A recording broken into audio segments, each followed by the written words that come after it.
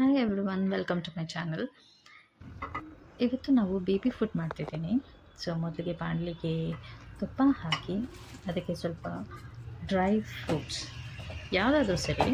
So ಮನೇಲಿದ್ದಿದ್ದೀಗ ಸಜ್ಜಿಗೆ, ಬಾದಾಮಿ ಮತ್ತು ಗೋಡಂಬಿ ಅದನ್ನು ಹಾಕಿ ಫ್ರೈ ಮಾಡ್ತಿದ್ದೀನಿ. ಇದು ಬೇಬಿ ಫುಡ್ಡು ಆಫ್ಟರ್ 6 ಮಂತ್ಸ್ ನಾವು ಮಕ್ಕಳಿಗೆ ಕೊಡ್ಬೋದು. ಸೊ ಇನ್ಸ್ಟೆಡ್ ಆಫ್ ಒಂದೇ ಥರ ತಿನ್ನೋದಕ್ಕಿಂತ ಮಕ್ಕಳಿಗೆ ಡಿಫ್ರೆಂಟಾಗಿ ಮಾಡಿಕೊಡೋದು ತುಂಬ ಚೆನ್ನಾಗಿರುತ್ತೆ.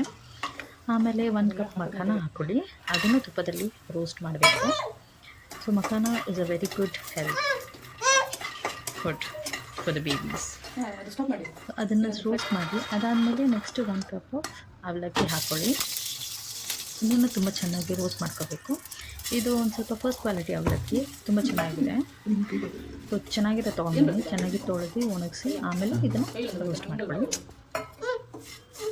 ಸೊ ಎಲ್ಲ ಒಂದೇ ಕ್ವಾಂಟಿಟಿ ತೊಗೋತಿರೋದು. 1 ಕಪ್ ಮಖಾನ, 1 ಕಪ್ ಅವಲಕ್ಕಿ, ಡ್ರೈ ಫ್ರೂಟ್ಸು ಒಂದು ಹಿಡಿಯಷ್ಟು, ಎಷ್ಟಾಗುತ್ತೆ ಅಷ್ಟು, ತುಂಬ ಬೇಡ.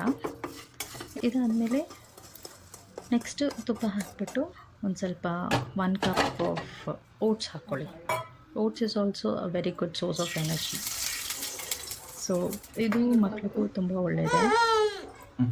ನಾವು ಬರೀ ರಾಗಿ ಸರಿ ಕೊಡೋದಕ್ಕಿಂತ ಈ ಥರ ಡಿಫ್ರೆಂಟಾಗಿ ಪೌಡರ್ ಮಾಡಿ ಕೊಡೋದು ಇನ್ನೂ ಒಳ್ಳೆಯದು. ಸೊ ಇದೆಲ್ಲದನ್ನು ರೋಸ್ಟ್ ಮಾಡಿದ್ದೀನಿ.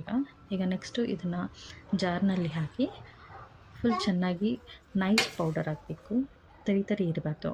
ಸೊ ಮಕ್ಕಳಿಗೆ ಒಂದು ಸ್ವಲ್ಪ ಚೆನ್ನಾಗಿ ರೋಸ್ಟ್ ಮಾಡಿ ಆಮೇಲೆ ಚೆನ್ನಾಗಿ ನೈಸ್ ಪುಡಿ ಮಾಡಿ ಕೊಟ್ಟರೆ ಮಕ್ಕಳಿಗೆ ತಿನ್ನೋಕ್ಕೆ ತುಂಬ ಚೆನ್ನಾಗಿರುತ್ತೆ. ಅವ್ರಿಗೆ ಗಂಟ್ಲಿಗೆ ಸಿಕ್ಕಾಕೊಳ್ಳೋದಿಲ್ಲ. So it's a baby food. ಇದು ನೀವು 6 ಮಂತ್ಸ್ ಆದಮೇಲೆ ಕೊಡೋದು. ಇದು ಹೆಂಗೆ ತಯಾರಿಸಿದ್ದು ಅಂತ ನಾನು ನೆಕ್ಸ್ಟ್ ವೀಡಿಯೋದಲ್ಲಿ ತಿಳಿಸ್ತೀನಿ. ಅಲ್ಲಿವರೆಗೂ thanks, bye and take care.